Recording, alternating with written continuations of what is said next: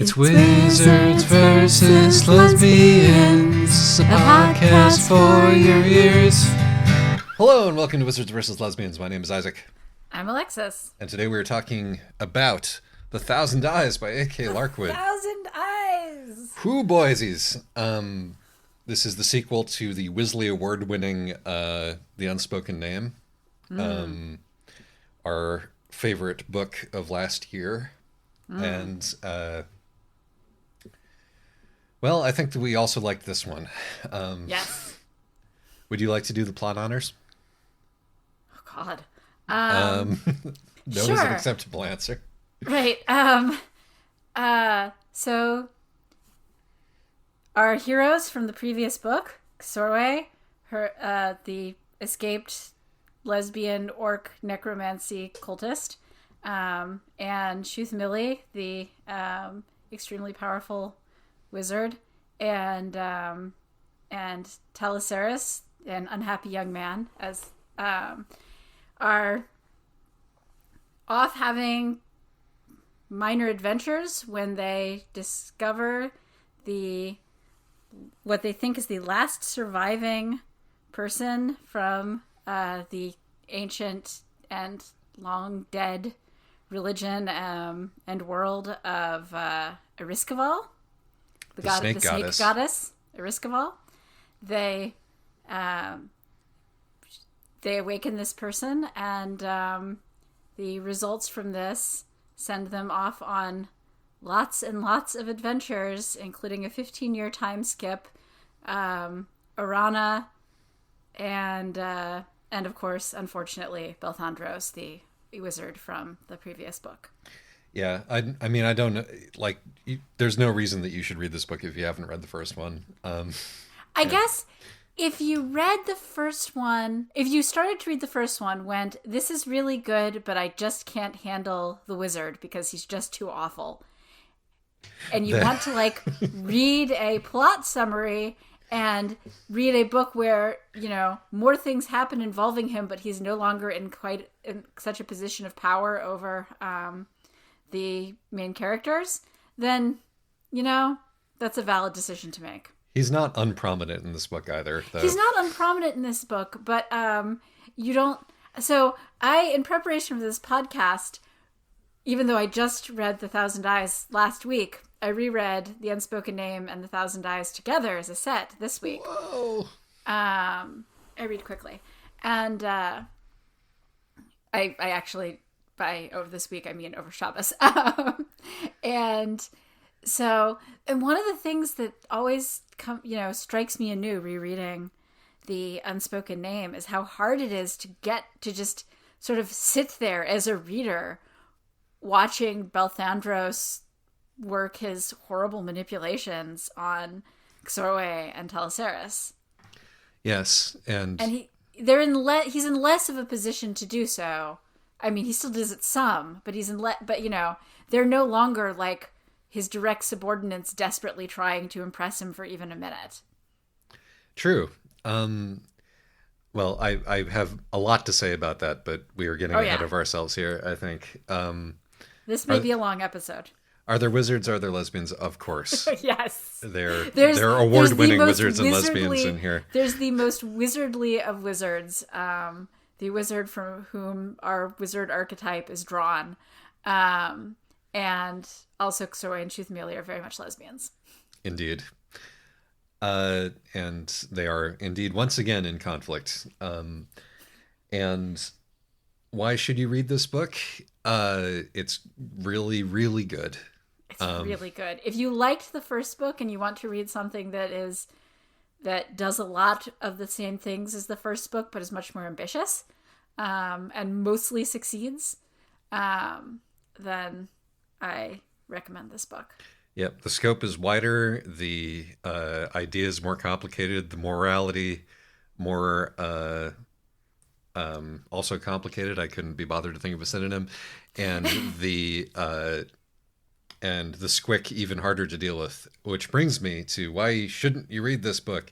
It's deeply upsetting. Basically, actually, so when I was first reading this book, all alone on Shabbos with no one to talk to, And I got to, a little over probably not even halfway through. I got to a little bit after the big time skip. And I'm taking a walk and I'm reflecting on the nature of sequels. Because the nature of sequels is that you get more of your characters who, you've come to have some form of attachment to. Presumably that's why you're reading the sequel. But you have to trust that the author isn't going to ruin everything that made you happy about the first book. Yep, if the first book, for example, had a happy ending, and the author recognizes that a sequel that just went through more of that happy ending for, however many hundreds of pages wouldn't be that interesting, you have to be prepared to let them go through some bad stuff, but usually not quite as much as they do in this book. Yes, I feel like because some sequels really are just sort of more of the same adventures, and you kind of and the stakes don't really change from book to book, and that's that's fine. What you know what you want out of this book, and you know that you're going to get it out of this book, and the next 20 books after it. And sometimes sequels really take, some of the achievements of the previous book and go, maybe these weren't actually sustainable. Yeah, absolutely. And I personally think there's very little more challenging to a reader that an author can do than huge time skip, unexpected huge time skip, which is why I don't mind mentioning it here, because it is something that you ought to prepare yourself for. Yeah, that's fair. And pre-spoiler zone, we will not explain anything about, what causes the huge time skip. Yes. But there's a huge time skip. But all of the characters who you knew and loved are now going to be profoundly different in one way or another. And older. And older, and dealing with being old, which is the first content warning that I have for this book is feelings about being 40 or nearly 40. It's true. This book has feelings about being nearly 40. Honestly, though, I think, it's funny because this book was, the previous book came out in 2019? Yeah. So much has happened in the past 2 years.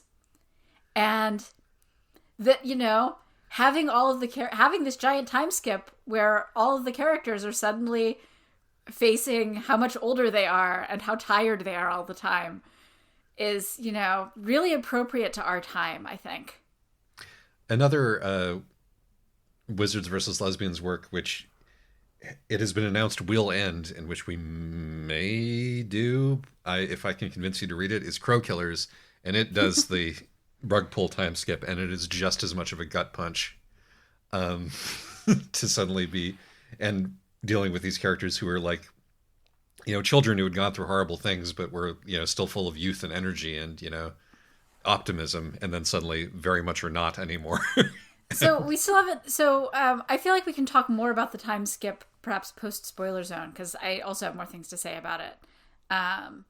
But why shouldn't you read this book? Well, there's more of the emotional manipulation of Belthandros. There's possession. There's violence. Yep. Everything from the first book. Body horror. There's everything from the first book, but much of it sort of turned up. Yeah, some real strong contenders for worst parents of the millennium. Oh yeah, male and female in this one. Oh yeah, no, there's some very well depicted terrible parenting. Indeed, and also, if you didn't like the first book, don't read this one. Don't read this one. You won't like this one. You will not like it. And if you really want to just take the perfectly happy, everything wraps up nicely ending of the first book and not mess with that, then don't read this one. Perhaps read fan fiction or write fan fiction. Let's head on. All right, spoiler zone. Spoiler zone.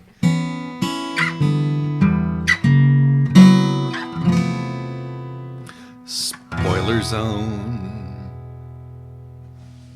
So, man, how about that time? It's funny that you say that the hardest thing to pull off is a rug pull gut punch time skip, because I feel like, because I actually really like those when those happen, I think. Like, so long as they're pulled off well. Yeah, no, I mean, I think that there's a certain degree of difficulty in just doing it. You have to have like a real handle on your universe and your characters to make it believable and smooth and all of this. Yeah. Requires a wider lens than a lot of folks are prepared to bring to things. But yeah, no, it does also just sort of like, from a reader's perspective, it does mean that you have to, just sort of figure out who all these people are now. Yeah. But I feel like if you're willing to make that effort and if you like them. Right. Well, and I mean, the other thing is that it adds stakes. It makes the stakes of conflicts real in a way that often they aren't. If the kingdom gets conquered by the evil wizard or whatever, and the evil wizard gets promptly overthrown within a month or two, I mean, that's terrible, and lots of people might die. But there's a big difference between that and a multi-year occupation.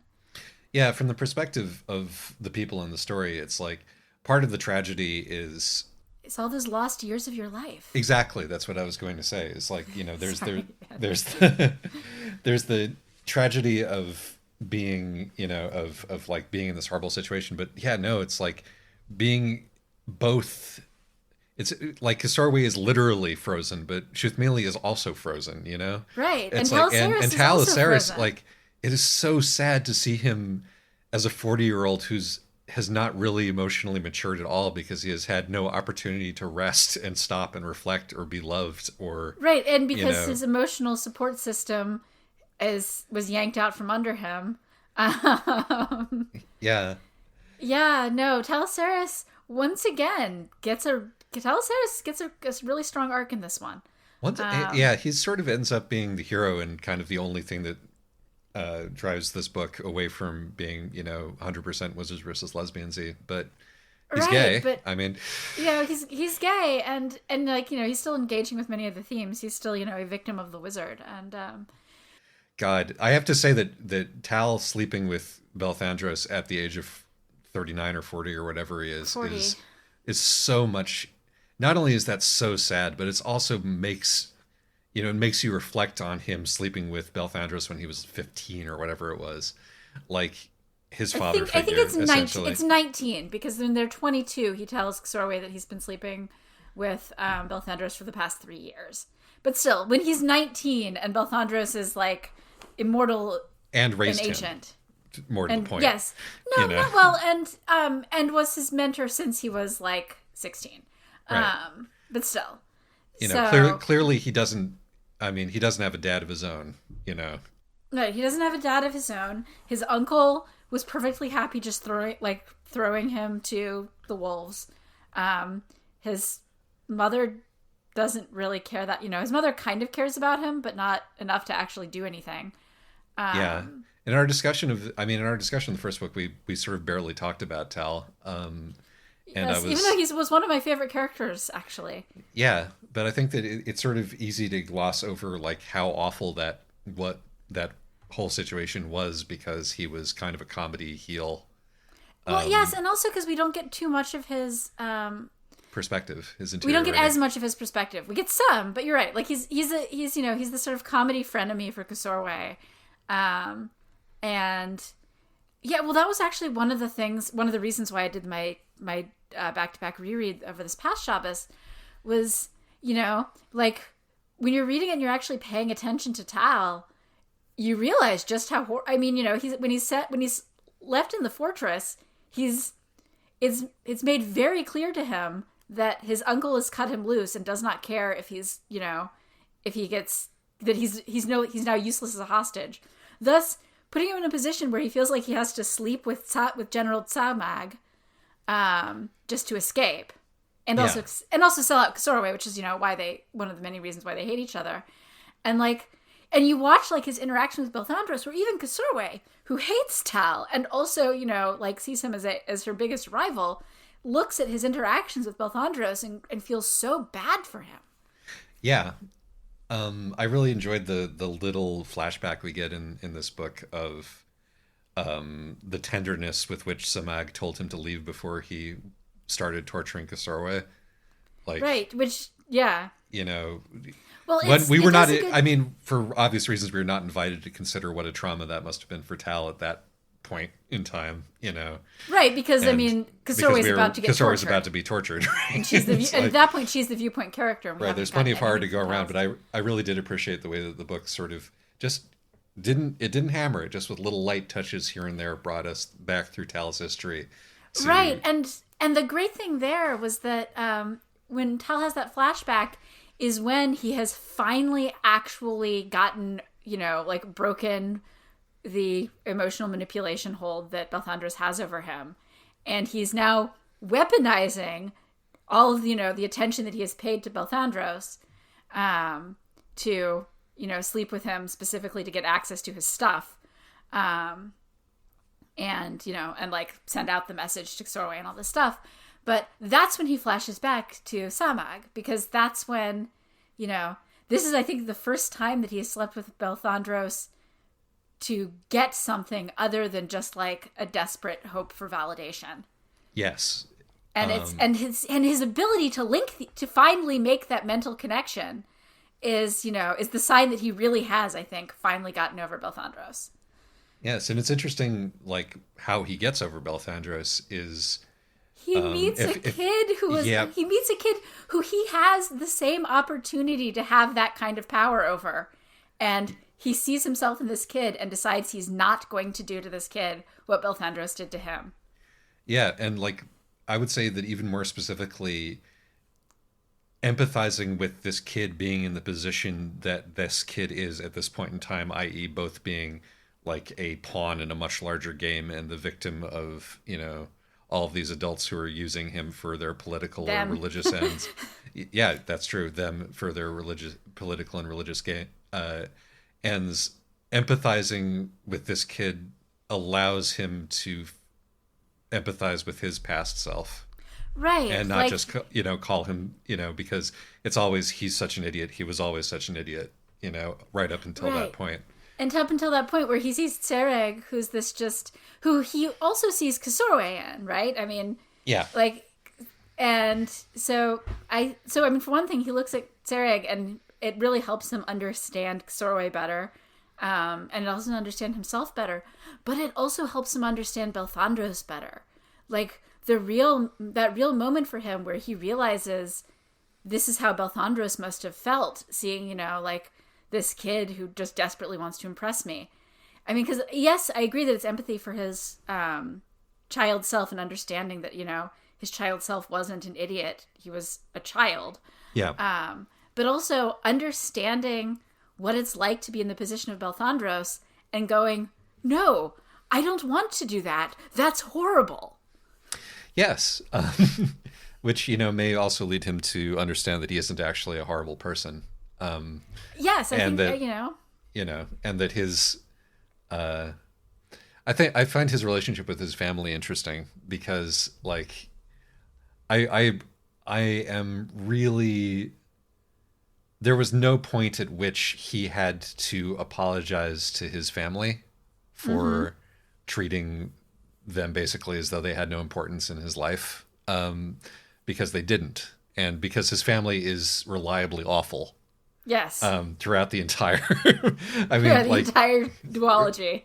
Yeah, and with the possible exception of just his mom not really being able to do anything about it, but that's a sort of, but it is his mom coming to him and apologizing.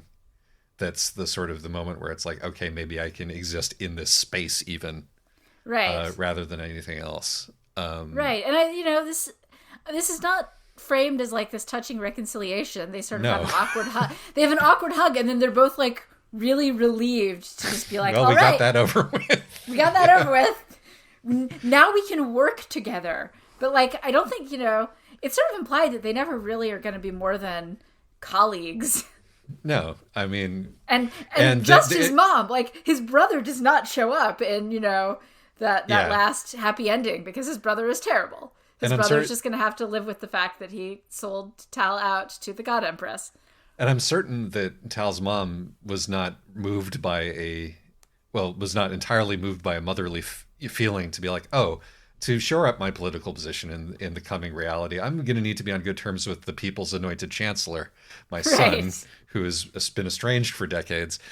How can I work Right. my How way can I do around this? this? And Right. understanding that and I mean, the only other time we ever see Tal's mom is when she's sold out her brother, or brother-in-law. It's her brother because she never married. Right.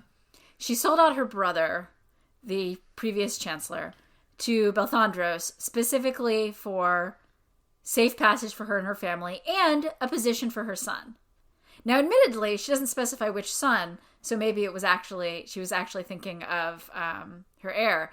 But I think that in the previous book, I'm never going to argue she was a good parent, but it's clear that, she's better than some of the parents in this book because she is willing to do the bare minimum of, like, taking steps to secure her son's future so that he doesn't get killed by the new regime after having collaborated with the previous regime. Yeah. After having been forced to collaborate with the previous regime. Not being the worst parent in this book is an incredibly low bar It's such a low bar. to clear. And yeah, and also just the fact that her pragmatism allows her to make the necessary canny sort of political emotional steps that she needs to do. Yeah. Even if she isn't comfortable or happy doing it is, Yeah.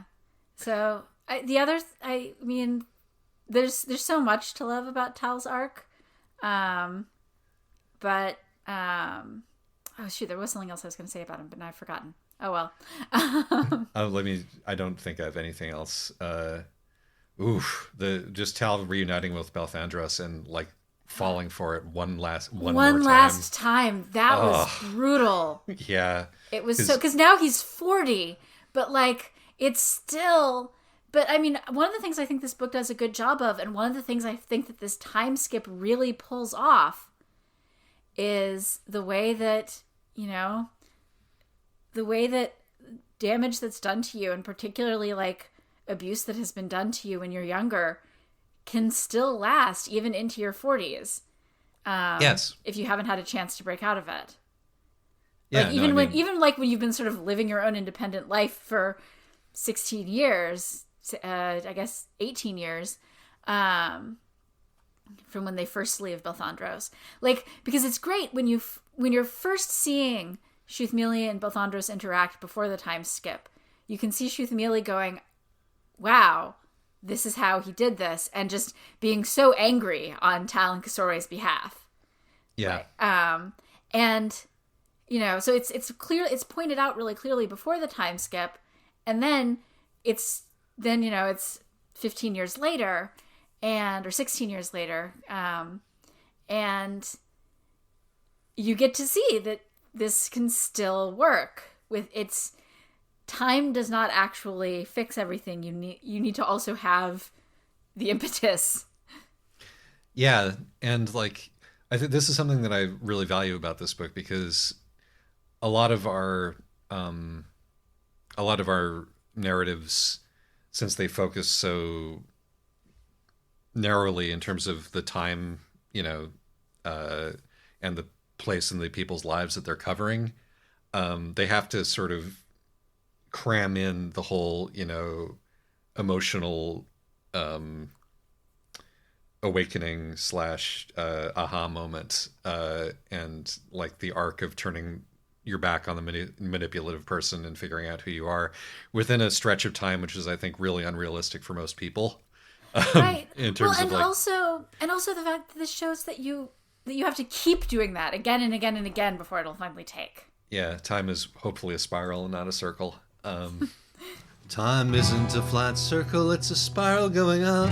Even though we make the same mistakes and constantly fuck up, we gradually get better, 1 step forward, 2 steps back. At least I hope that's how it works. I'll get my life on track eventually.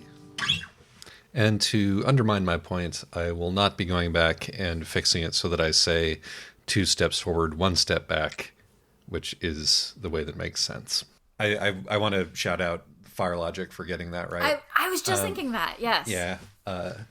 The Elemental Logic books, these are very different tonally, but This is the one contemporary book that we've read that's paid attention to that kind of thing. Whew. But yeah, no, seriously, there's a whole lot of hoof in there.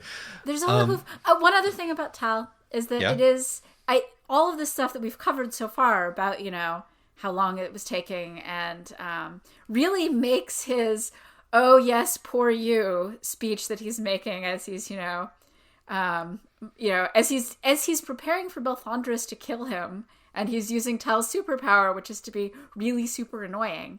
Yes. And finally just getting it made it extremely satisfying watching Tal finally get to just like publicly humiliate Belthandros. Agreed. And we're finally done talking about Tal.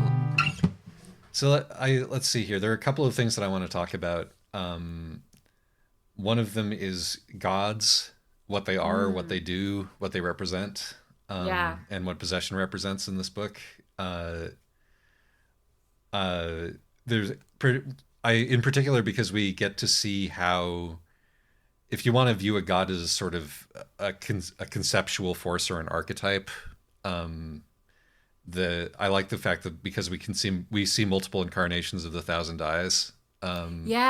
We can sort of see how that primal force activates itself differently in different circumstances and within different individuals.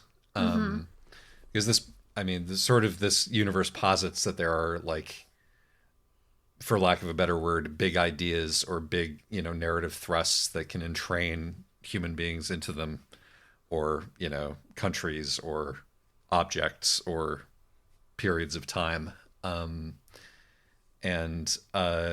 really liked, I think my favorite way that this played out was in the difference in the incarnation of the God Empress and in the incarnation within Belthandros. Because they're so powerful, that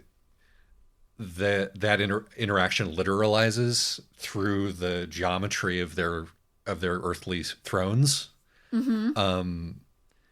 And the way that I would say that Eresquivel is imperialism, right? That's simplifying it a little bit, but her deal is conquest.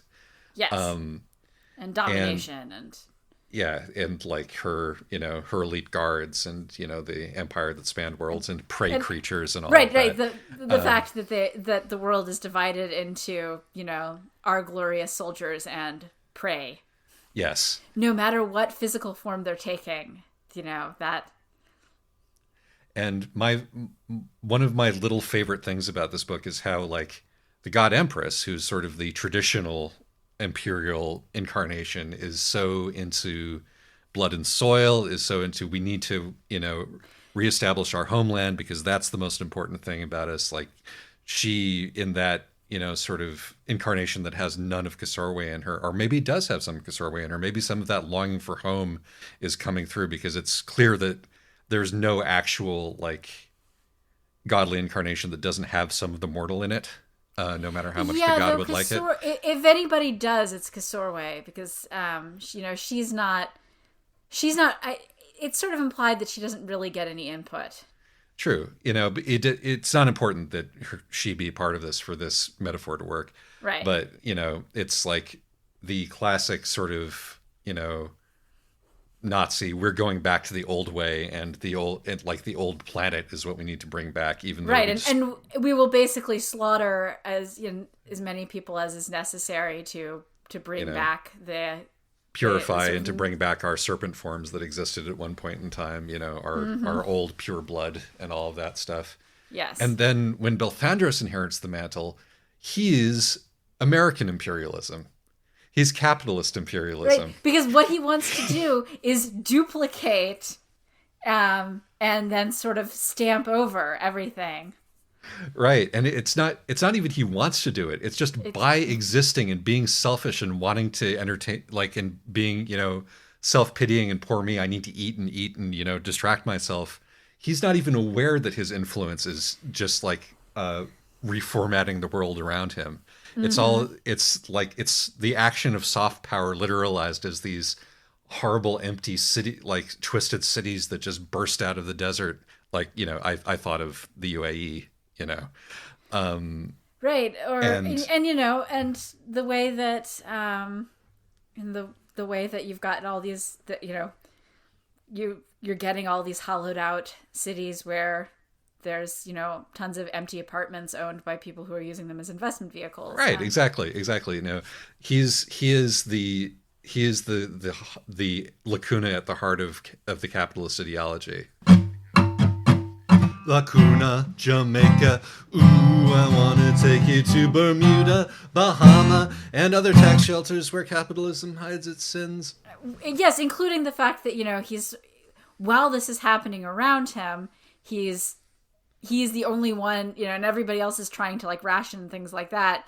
He's enjoying, fancy food and his good cigars and right, but he's not doing it in a way that like feels actively malicious. He's not like, ha ha ha, I will starve the peasants and feed myself. No, like that would require more self-awareness than he has. No, it's his deep paranoia, which again right, exactly. works pretty it's well his fear for of it American, being taken away from him that is causing him to. Which does work very well as a sort of global capitalist imperialism metaphor. It's right. just that constant, that constant terror that if somebody isn't already on your side, they must be against you.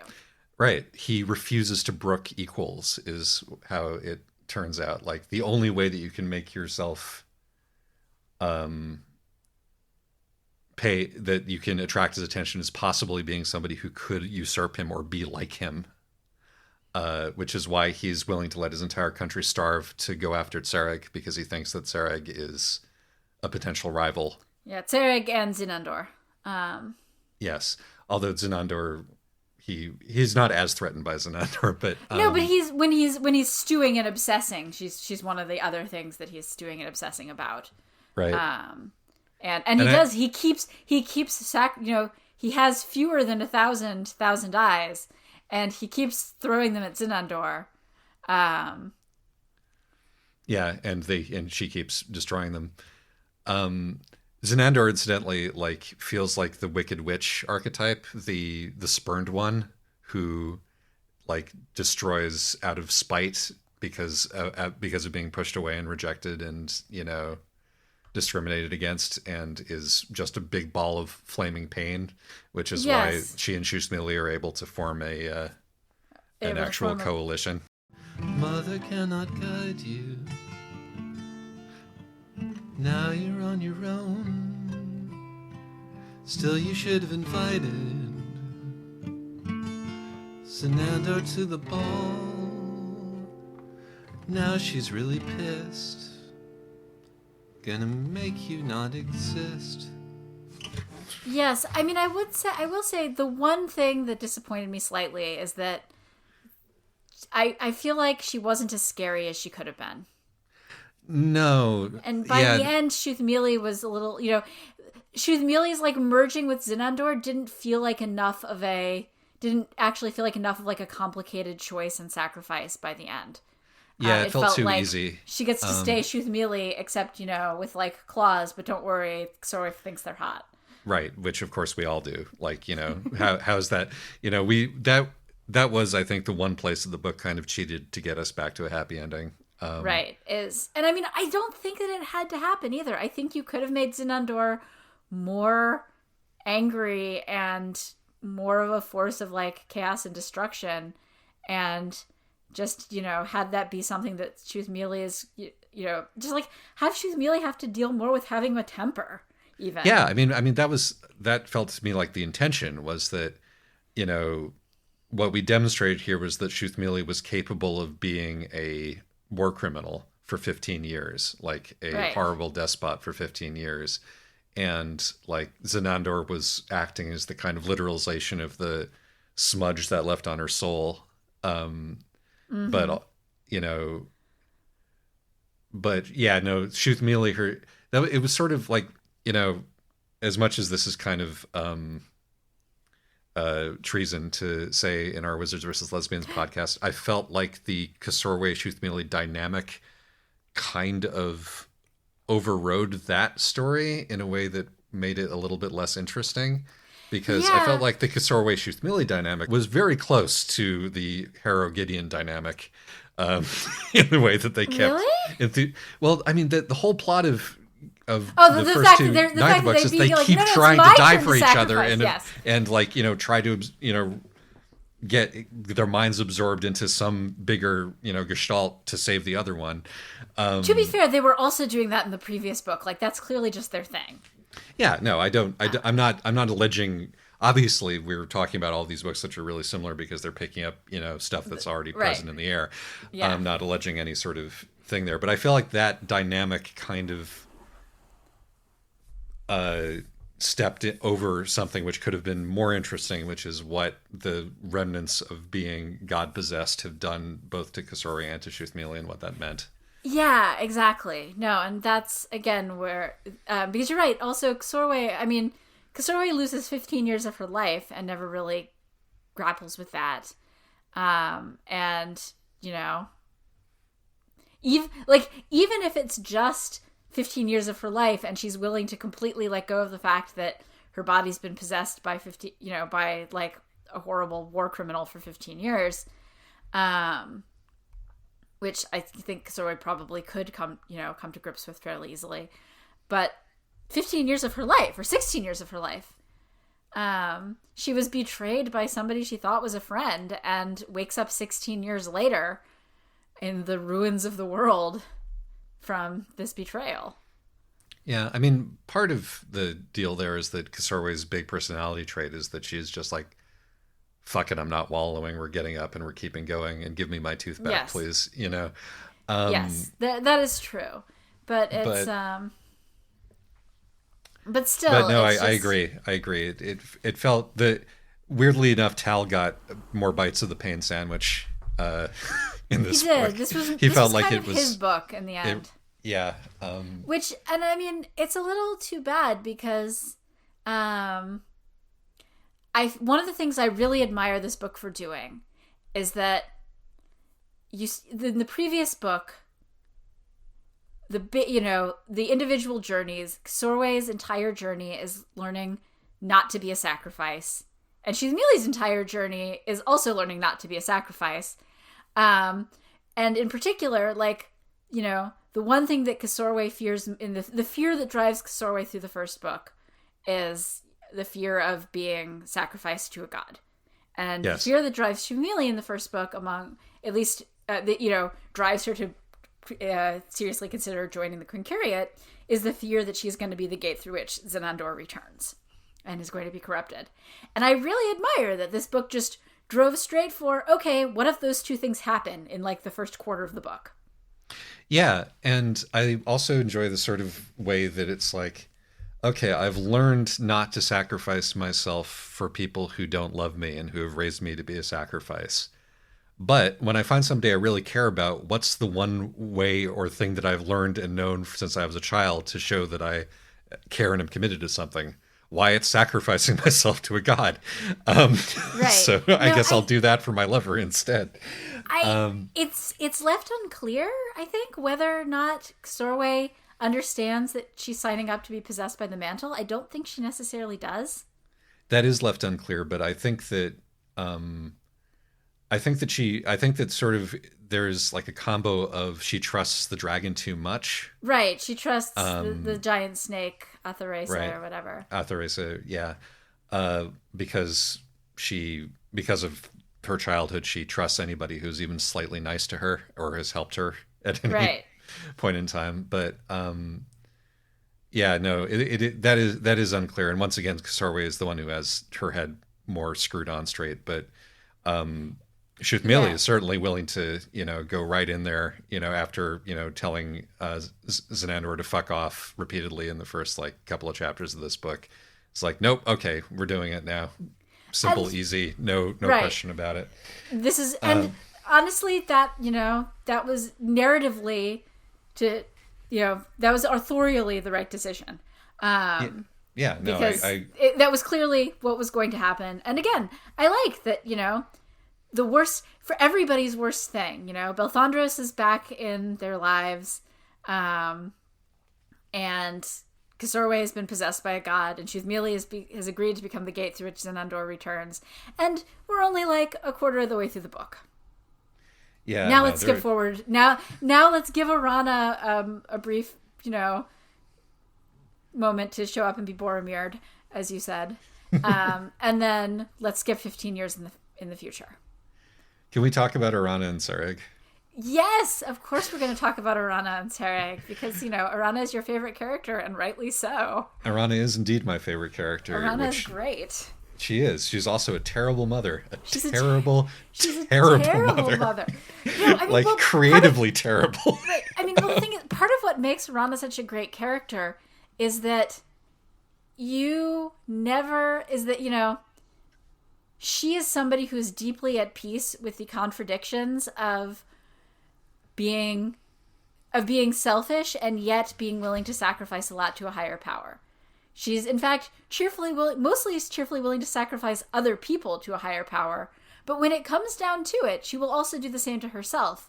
But she also is, selfish. She wants to live.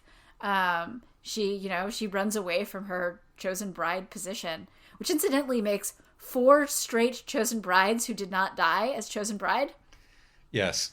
And as Sereg said, you guys came up with this. We didn't. Yeah, this was never necessary in the first place. I appreciate all the teenagers you've sacrificed to me. I think I'm done now. We can move on. Kisorwe meeting and making friends with Sereg is a great, is a great sort of example of, you were raised in a cult, and then you meet somebody who has a happy relationship with a different branch of the religion, and you go, oh, okay, I can see how that works out for you. Yeah, I think another thing about this book that just fascinates me, right, is that we have a bunch of divinities to choose from, right? And the book, I think, whether, it's intentional or not, clearly thinks that the Unspoken is the best of the options. Zenandor's not bad when you come down. I mean, it's but that's kind of a letdown. Like, the book pulls its punches with Zenandor, and it shouldn't. Right. And so yes, when it comes to archetypally, somehow the Unspoken, the god of death and sacrifice and memory, kind of does come off as the best option. Even but also there's this sort of understanding that the cult of the Unspoken needs to reinvent itself. Yeah. The thing about, it's I think that the book is saying, in a world that is dominated by the followers of the Thousand Dyes, the followers of Rescaval, we need the Unspoken. In a world that is dominated by the need for power and expansion and growth, you need to be able to accept that you're going to die, which is a thing that I've been, sort of saying on and off throughout this whole podcast. But also it's saying you can't just become, there's a right way and a wrong way to do this. There's a right way and a wrong way to do it. And I think it's also it's really interesting to me how Sereg is so full of life and so enthusiastic, in addition to also just being really at peace with the idea of not existing. Mm-hmm. And that maybe it's his peace with death that allows him to be so... God damn it. I'm sorry. Their peace with death. With death. I wonder how everybody knows that Sereg is non-binary and just sort of goes with it. That's never really discussed. It isn't, but I mean, Tal is able to tell that Sereg is non-binary. I mean, I know. And it's not treated as out of the ordinary by anyone. It's never come up in the narrative before. So it hasn't. Admittedly, we haven't actually seen a lot of Osharu. We don't really see much Osharu culture, right? We see this cult, which is mostly nuns and the occasional lay brother. And we see this, and we see this one warlord and his soldiers, which seem to be more male than female, but it's hard to tell. His second in command is female, but his third in command, who he brutally murders, is male. So I mean, it seems to this idea seems to have arrived in sort of anew, but maybe again that's part of this book is definitely interested in the revolution, And I think that the they them God is part of the deal, since Ereskival and I've been saying her name repeatedly, the dragon Zenandor are both women, or females, if you can, and the Unspoken has been he throughout this whole thing. Right, despite the fact that the Unspoken's cult, all of the Unspoken's priests are female. Right. So it sort of makes sense that the combination, the sort of apotheosis of God and follower there would be non-binary. Also, this is another great example of a non-binary character who's not skinny, which I love. Absolutely. But so actually, I had something I wanted to say about this, about the Unspoken, which is one of the things that we do get into, some Osharu history and some Unspoken cult history, and you learn that the Unspoken were the slaves that drove the giant empire in the past. There's the Osharu were. The Osharu, the Osharu, and the cult of the Unspoken specifically, provided the sacrifices and captives of the that drove the Empire of the Thousand Eyes. Yeah, all of the Osharu in Ereskival's drowning pool at the right, which that's a great Orana moment. Orana casually popping her weed gummies after she's resurrected a lake full of undead to catch a dragon. I love Orana so much. Orana is great. But there's also this this great little Arch of Titus mention of all of the mosaics or mural, all the art depicting defeated Osharu captives in the Temple of the Thousand Eyes. And so I feel like part of what's driving the revolution in the Cult of the Unspoken is that this is clearly a religion that has been shaped by this is a people that was colonized, and their death religion has been shaped by the experience of being colonized and used for sacrifices. Oh, right. So they're recapitulating the trauma upon themselves. They are, but then Tsereg represents this moment, for liberation from this, in fact, the same oppressive force. And so Tsereg sort of being incarnated and being able to throw that off now that they're never going to be oppressed by the Thousand Eyes again.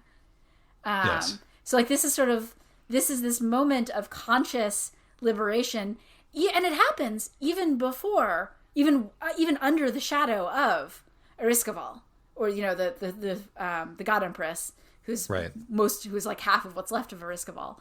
Under the shadow of that, instead of doubling down on what they have been for all of these millennia, they, thanks to Orana, who's a terrible mother but is actually a really good prophet, basically, helps literally give birth to this new form of their religion.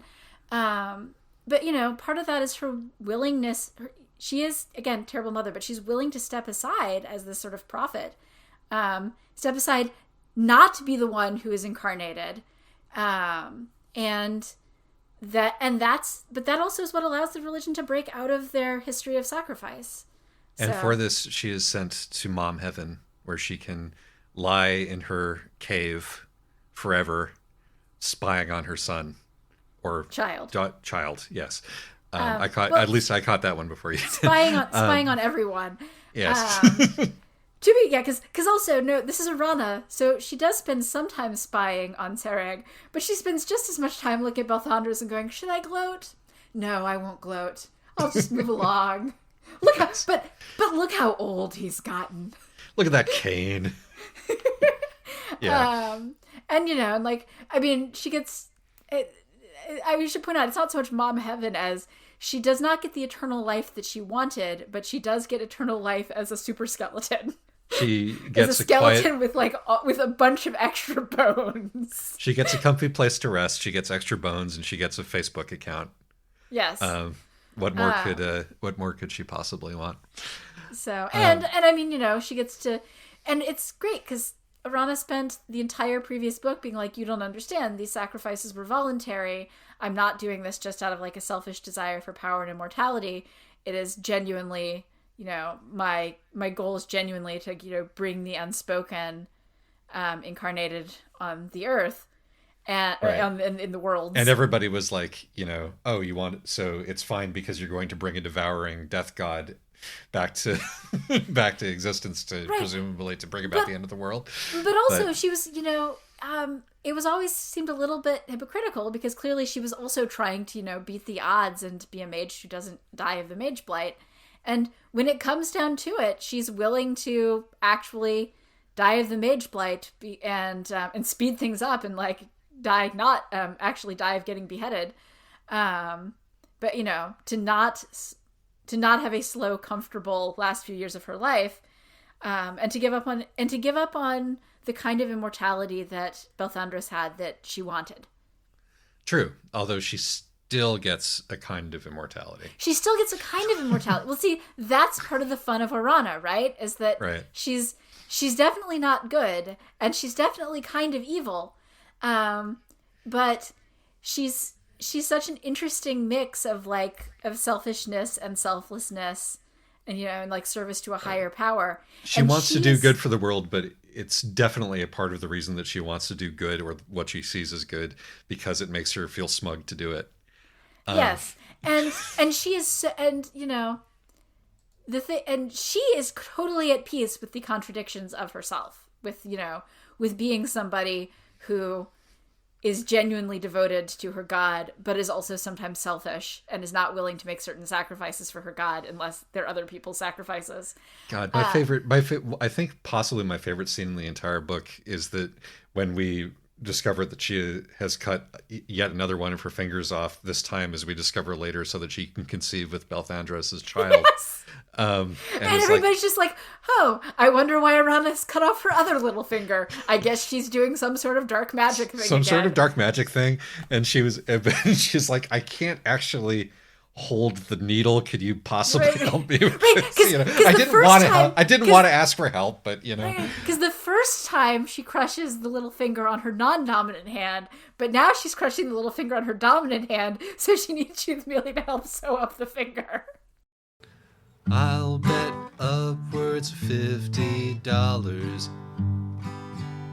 that if Sarek ever goes off on his own, Arana will say, look what I went through just to give birth to you. Can you bring my finger back? No, then do what I say. And to further undermine my earlier point, I'm not going back and referring to Tsarek as he there. Pronoun trouble. But no, It's really but good. Yeah, the moment where Arana, gets to summon all of these millennia dead, the bones of the millennia dead captives is just some really excellent. This book does a lot of excellent setting up foreshadowing and then delivering on it. Yes. And that one is one of my favorite moments because it's just, again, such a classic Arana moment. I want to circle back quickly to Shithmelians and Andor. All right. Because I think that one of the, I think that you're right in that it sort of does cheap out on the way that they reconcile. Mm-hmm. But I also found it interesting how her experience of being taken over by the dread dragon conqueror is so different from what she's been expecting and fearing all her life, partially because of how her culture raised her. Yes. Like it's sort of, how her culture raised her is like, never once, where they showed her like, you take one puff on the joint and then you'll be Right. murdering children, in terms of like dealing with her magic and stuff. And so it's like keeping it as absolutely constrained and terrorizing her about it as much as they can. And maybe it is just that despite Zenandor, like really, Zenandor's identity being Zenandor the Terrible, the dragon, like she's not actually, she is a younger god, she's not actually that much of that, enormous of a terror. Yes, And a minor like, shipping hazard, as Chief Muley refers to them later. right, I exactly. mean, you do get to see and of course, this is the memories of Chief Muley's terrible aunt, but it's her memories. It's not her telling the story Right. of the mention of what happens when a mage goes corrupt, and it does sound pretty awful. It's and you get to see Chief Muley vomiting black tar a bunch, but the one time when she breaks, when she finally does snap. I mean, it's under justifiable provocation, but boy, does she snap! It's true. Which I, also I has guess the part of great part of the moment. cheat is that for one reason or another, she isn't that sort of nuclear force in this book when she's working with the goddess than she was in that book. But Yeah, and again, it's just, and I understand that part of this is that if Chief Muley is as powerful as she's kind of set up to be in the first book, it makes it much harder to have the conflicts. right, exactly. but still, it felt. Stealth transition to the grumpy zone. Zenandor should have been. I wanted to see more like. I wanted, because the scene where Shoothmealy in the previous book, where Shoothmealy snaps and, blows her aunt apart, but turns all of her, organ, as she's, ripping her aunt apart, turns all of her organs into, a golden precious gems, is great. And, Yeah, we kind of lost that feeling of who Zenandor was. and the cherry tree in the first, Shoothmealy doesn't really remember, but in the first book, the cherry tree completely wraps itself around this 5-year-old child and is just piling up blossoms and rotting fruit. That's again that sort of unrestrained chaos. Yeah, I Is think there's a kind of a tweak to what the nature of Zenandor is. Yeah, Which you get with the pearl, because it seems like Zenandor is like the goddess of shipwrecks rather than, she's like the hope of lost sailors kind of a figure. Rather slash than the dragon who's destroying the ships in the first place. right, but rather than this sort of out of control life energy fertility thing that you with the jewels and the growing and the glass sword and all of that. She is less cool here. She's just she's less cool, and it's the one letdown of the book really, is that I feel like Shoothmealy's corruption could have been a more interesting arc, and it could have been.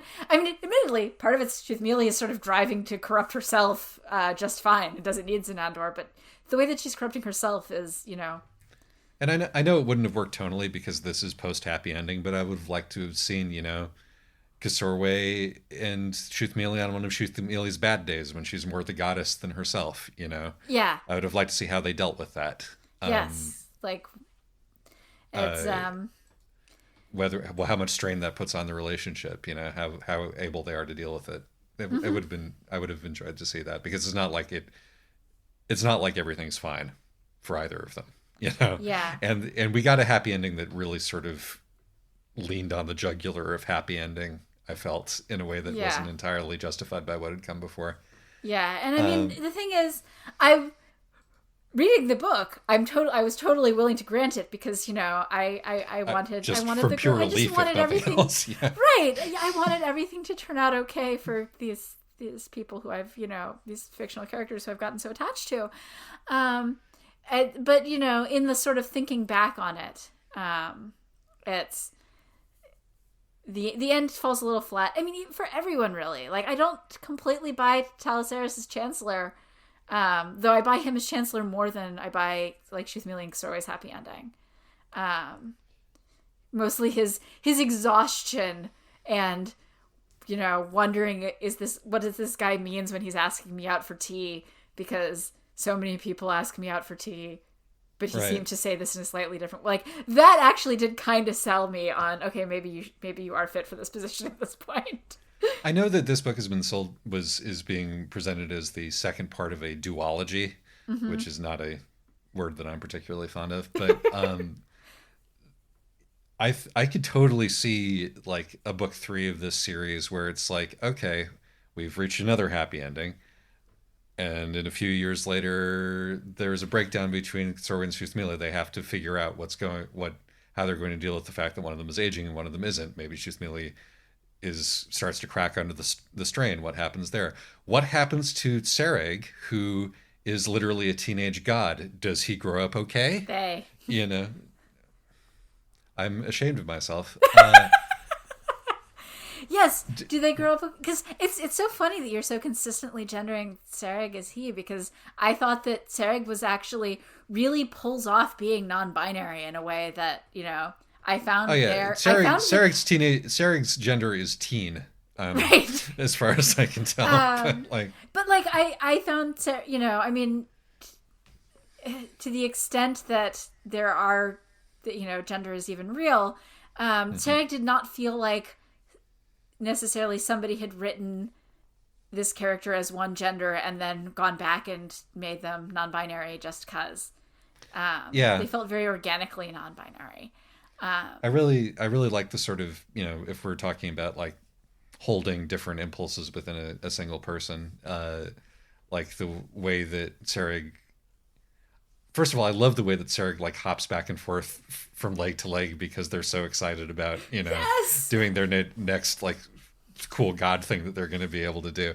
But also like the sort of the way that their confidence and their despair are able to sort of exist in the same time in the same person and interact with each other without seeming like a sort of bipolar mood swinging kind of a thing. It's just, you know, it does such a good job. It feels like so true to being that age. It does, and it's actually, and that's sort of the sort of intensity of emotions, and at the same time the way that Tal is looking at this teenager and going, "Wow, I remember when I felt everything that intensely.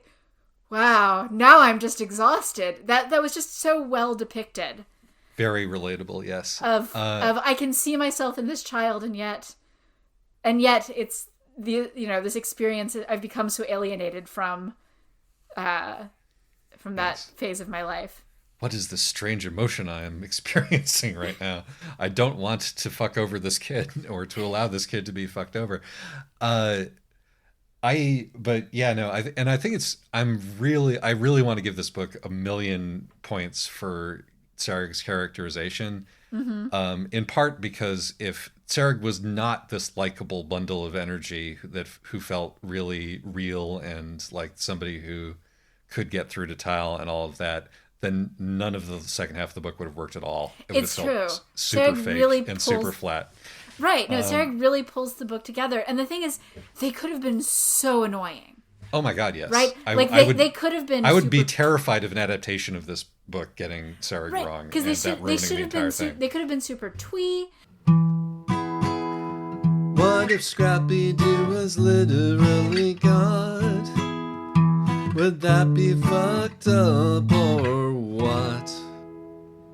Like, they come off to me as really also just like really good depiction of what it's like to be a teenager with ADD. Like all this energy and all these strong, extremely immediate emotions, but not like necessarily super duper distractible all the time. And it's just, they provide ironically, as the death god, the beating heart to the second half of the book. Well, that's the point, right? Right, like, exactly. You know... That is the point. And it's... And the fact that despite... They're still... For example, that they're not all... Even though they're theoretically all-knowing, they're not all-knowing. The way that, for example, they still desperately want Arana's approval. Even though Arana's a terrible parent. And also a skeleton. Yes. And not even a normal one. No, and two skeletons smushed together, but still missing her pinkies. Yes. It's my dead mom and my dead aunt Right. who died when she was my age. Yes. Also, that was a great Chekhov's gun moment with the 3-day pledge.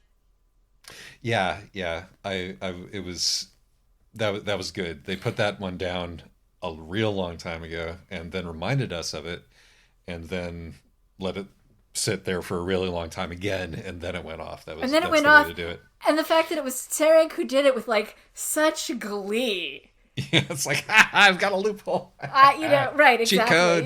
Like the just again, like a kid who has the perfect winning hand in Uno or something. Yes, and it is there is a theme here where these gods are defeated because they are bound to mortal vessels and cannot extricate themselves from the reality of being in human bodies, which if we're viewing these gods as like ideas run amok, that's also a good way to look at it, is that no matter how scary the ideology is, it still has to be executed by humans who are human and have human limitations and feelings and conflicts. Right, and human weaknesses. Exactly.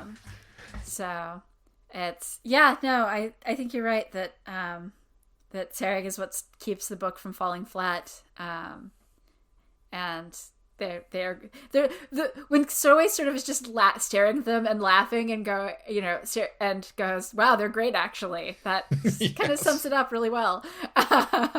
Yeah, and I think that you're not going to be a fun 15-year-old with ADD forever. Particularly, you're not going to be a fun 15-year-old with ADD who's been raised to be God and the most special, boy, girl, them in the world forever. Well, they weren't raised to be God. Point. They were raised to be a sacrifice at the age of 14 by a cult who has centuries of experience raising children to be sacrificed at the age of 14. Though apparently they're not very good at it, given that, No, they keep fucking it up. Arana switches place with her twin sister. Sorey runs away. Tsurai, like the very last chosen bride of the Unspoken Name, shows up before Tsurai is quite old enough to be sacrificed. At which point they just sort of shrug, and Tsurai actually becomes the next prioress because they're down to like 10 people. Yeah, and then number 4 just becomes their god, incarnated as their god. But it's the expectations of Arana that I'm thinking of here, and how that's true, and how like Sarek worships Arana despite Arana being a bad mom, and how that might impact upon their development as they get older. Right, and that could definitely come in, again, I don't think there's going to be another book, though then again I didn't think there was going to be another book after the first one because the first one wrapped up so neatly. Right. But I mean, you've also got as far as loose threads go, you've also got the I'm forgetting what Shoothmealy's nationality is. The Americans. I know, the Americans. It's Americans with a little bit of a sort of Middle Eastern aesthetic. And olives and coffee and things like that. Israel. But whatever they are. Those folks. Those folks. Because you've got the teenage girl who she lets go, who robs Talasaris of his money and shoes and runs off into the desert. Oh yeah, nothing ever happened with her, did it? Nothing ever happened with her. So like, if you wanted to do a third book, I would expect her to show up. And Belthandros is still alive. So here's an interesting thing with Belthandros is this Belthandros or is this Eriskaval, like the last bit of Eriskaval escaping, choosing mortality over the void and leaving Belthandros behind? And that tentacle monster that the poor captain of the guard. I don't feel that sorry for her. Wood. For one thing, poor as in like there's no way that you're ever going to become an okay person Right. in that poor sort of sense. Right. I mean, the thing is, her first action in the book is to murder an academic who's admittedly, as Shuzmili says, she's a strange, not particularly likable person, but she didn't deserve to die. True. She hands Zorway over to be turned into, to be possessed. Though the best moment for Charanthissa is when she's reflecting on the fact that, she took great pride in setting an example of knowing the names of all of her prey servants back in the day. And she's really proud now as captain of the guard that, she's moved with the times and they now call them mortals instead of prey. Yes. I've had a few self-congratulatory managers in my time who she reminds me of. Right. Here comes Karen, the general of the army of snakes, and she'd like to speak to your manager. She's a self-congratulatory SS officer. Yes. I say poor because she is in the end a pathetic figure, not because she is in the end a pathetic figure. Of empathy for her. And I don't think you're supposed to have any empathy for her. No. She gets the best possible end that she could get, which is getting to save a bunch of people, and also getting to spend eternity in the void with her goddess. Indeed. Or again, possibly because when Belthandris gets spit out, I love that the void spits Belthandris out, like even it doesn't want him. But when it spits him out, he can't speak Tlanthathi, which should have been his native language. He's speaking the serpent language. And he has no idea how to wield a sword, although I don't think he necessarily ever did. But it's kind of unclear who exactly got spit out of the void, who's in Belthandris' body. And I mean, I guess to some degree, he was so merged with the Risk of All that you couldn't just pick that out. Yeah, no, the book makes it very clear that it's a two-way street, and the idea that that any of these people could be cleanly separated from the gods is like erasing trauma completely, for example. Right. But yeah, so no, that is another loose end. Speaking of Belthandris, I just wanted to say that I really enjoyed the way that, everybody was so happy to see him so very briefly. Briefly. But, it's like, here's Gandalf the White. You got your wizard back. Isn't that what you wanted? Isn't that what you wanted? Oh no, he's so much worse than he. And particularly Belthandris, I love that. And near the beginning, it turns out that, that ever since he's sort of recovered his memory of himself, he's also just been a shitty chancellor. Yes. Because he's been reminded that nothing matters. Right, exactly. He's been reminded, and so and at which point he then murders the goddess of the city. I love the point where he's like, "Would you believe me if I said it was a mercy blow?" And everyone's like, "No, you wouldn't. That was murder. You murdered her. We're not going to feel sorry for you." I love how he demands that everybody feel sorry for him at every right, turn. And I love that he's doing this as he's preparing to murder Tal in front of the entire what's left of the city, and Tal is like, "Oh, you poor little meow meow." The Wizards vs. Lesbians podcast does not officially endorse the use of the phrase "poor little meow meow." And then Belthandris goes, "Well, I didn't mean to come off as self-pitying."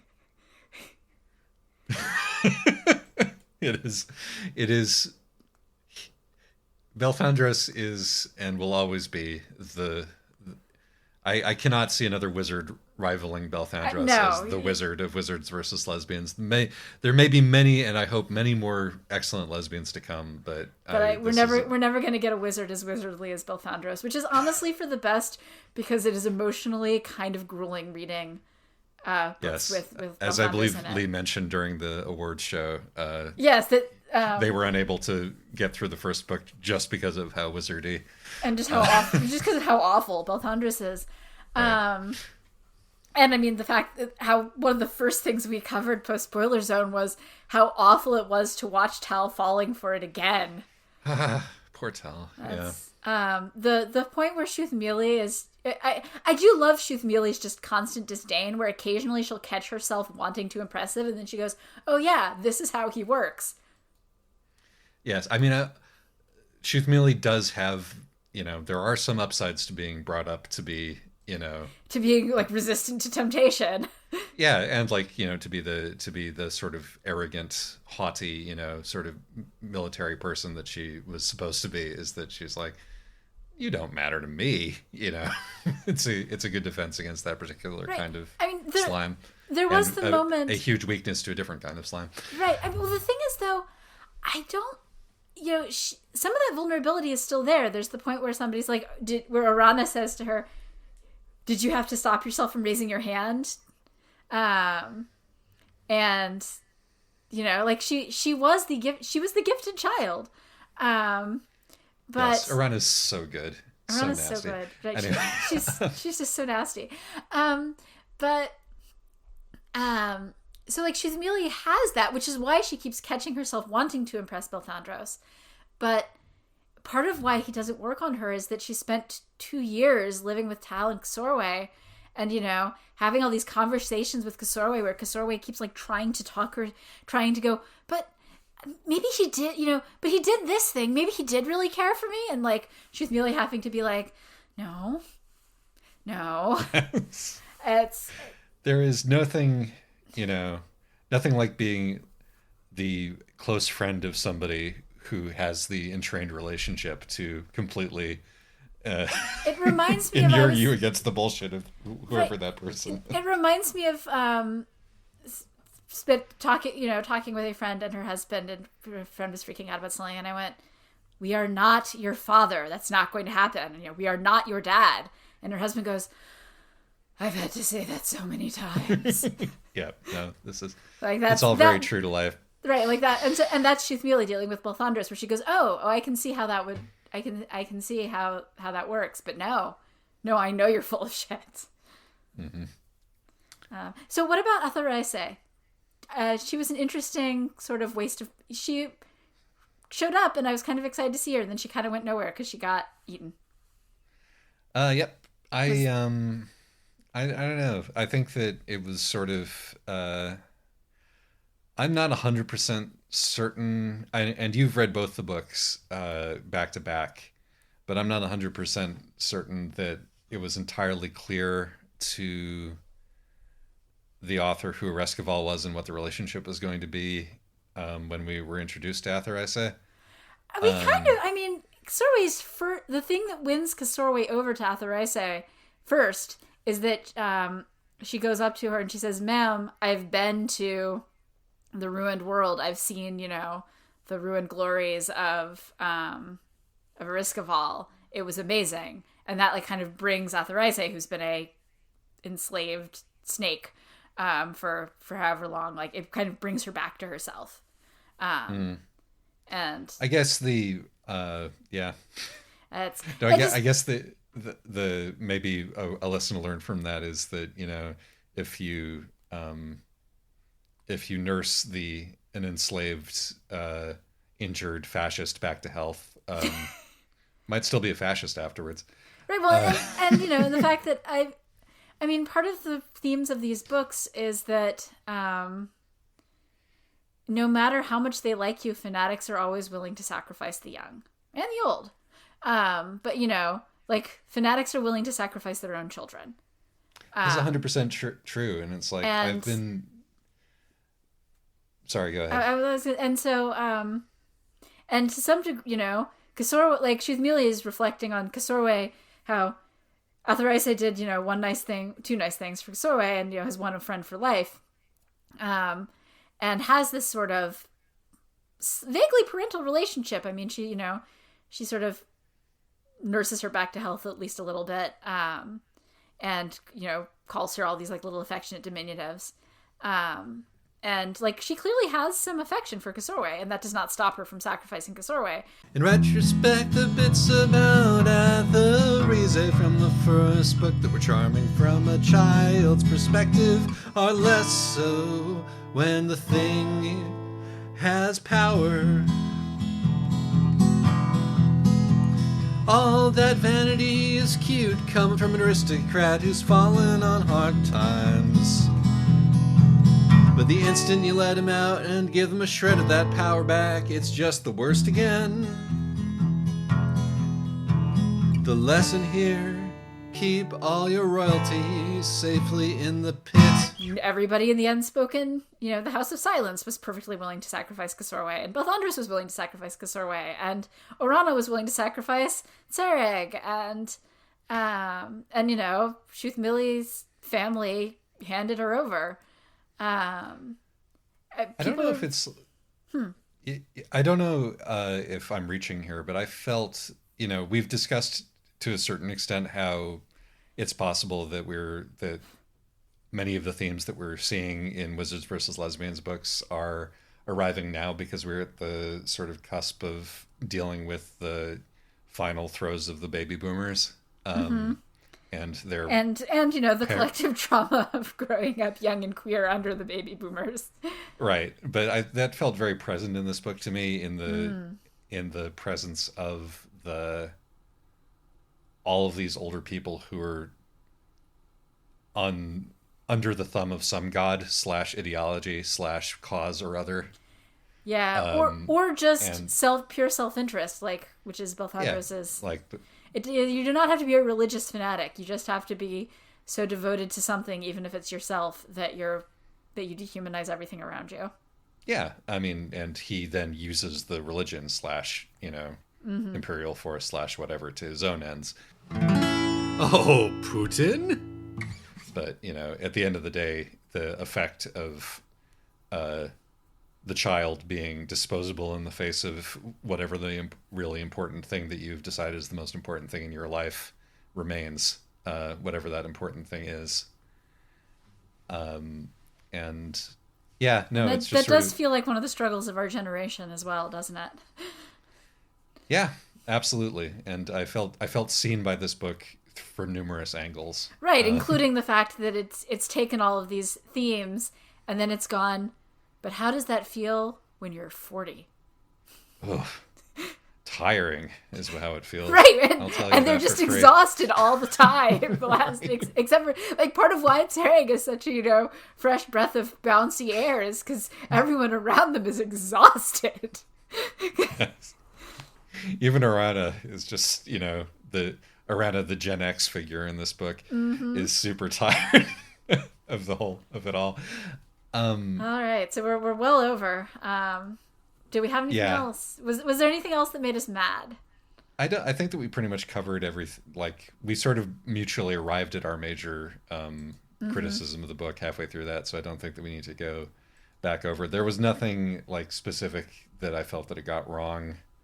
I was going to say, there was one thing that stood out to me on the reread, which is they kept saying a funny joke, which is... I understand that jokes aren't necessarily funny, but generally you can just say a joke. And the fact that multiple characters were all saying this felt a little bit weird. And as Leora pointed out to me, their characters are constantly doing something not for the first time, but... Oh, no, I mean, that's a meme. Not for the first time? No, the funny joke bit. Felt to me like just part and parcel of of this book's particular narrative quirk, and perhaps the thing that it most clearly marks it as a Homestuck derived work is its enjoyment of diving into the patois of this particular moment in time, which will age it horribly. It's going to age it horribly, which is too bad, because the thing is, also, it doesn't need it. Gideon and Harrow is doing that very consciously. And it may or may not age horribly. It may end up just being this sort of weird artifact.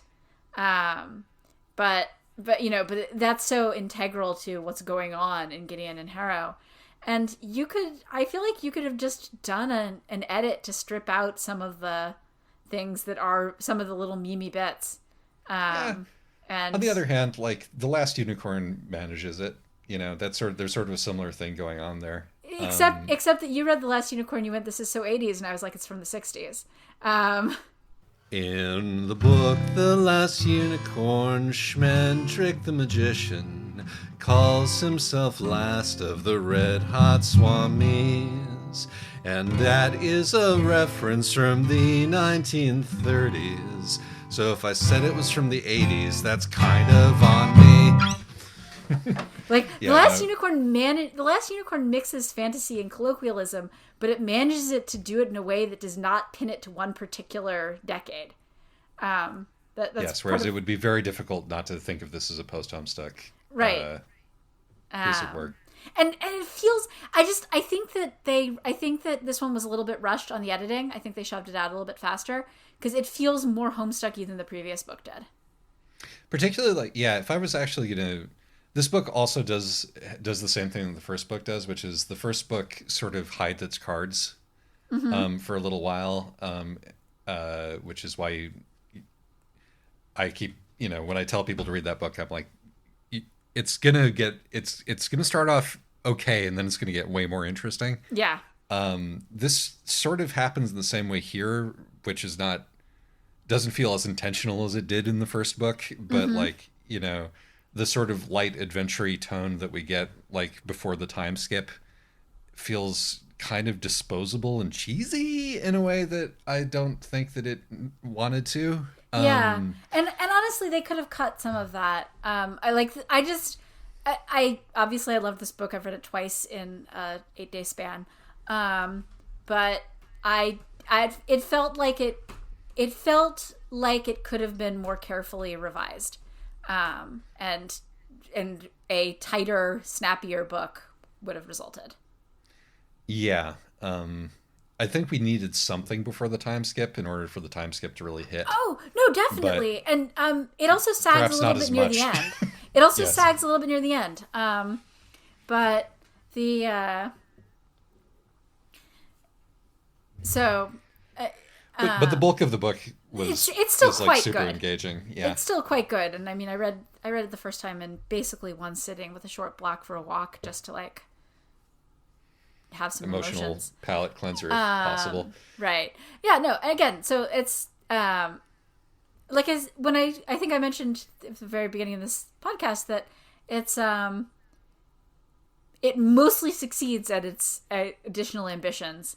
There's some parts that are very sort of classic, I think, second book, where the first book you have all this time to polish, and then the second book you're on a timetable. The difficult sophomore effort. Right. So, and it was just fine, but I think that it would have been there's just a little bit of dropped potential there. Agreed. But I also again, agree fantastic that book. we are well over time, and so we should wrap up now because I'm imagining what editing this is going to be like. Yes. That is fair. Next time I noticed upon looking at the document, we were doing something that I had never heard of and know nothing about, which I called the Master of Jinn, I think. Master of Jinn, which, well, you will see. I just read it. I enjoyed it. And it's definitely a Wizards versus Lesbians book. So Awesome. It's apparently part of a larger series that are set in like this 1910s Cairo. So Yep. that'll be fun and also very familiar to us from some previous excursions. So look forward to that, and we will see you next time. all right, bye. Bye bye.